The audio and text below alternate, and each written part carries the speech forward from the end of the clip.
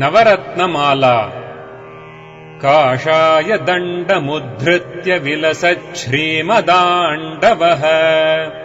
श्रीमुष्णजनितः श्रीमान् श्रेष्ठो वैष्णवपालने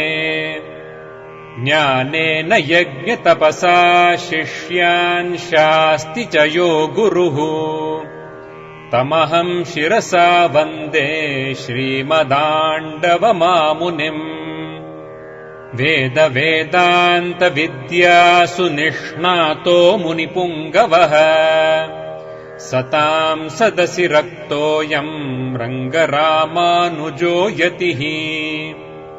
दर्शने सूर्यवद्भाति भाषणे स्वामि देशिकः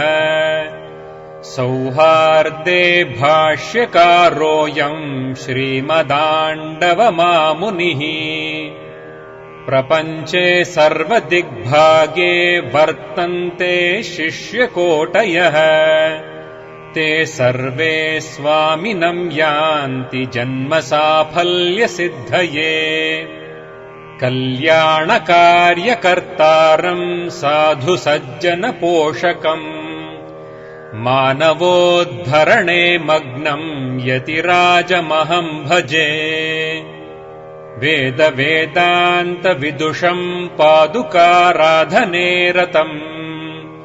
ज्ञानिनामग्रगण्यं तम् अपरं देशिकं भजे कायेन मनसा वाचा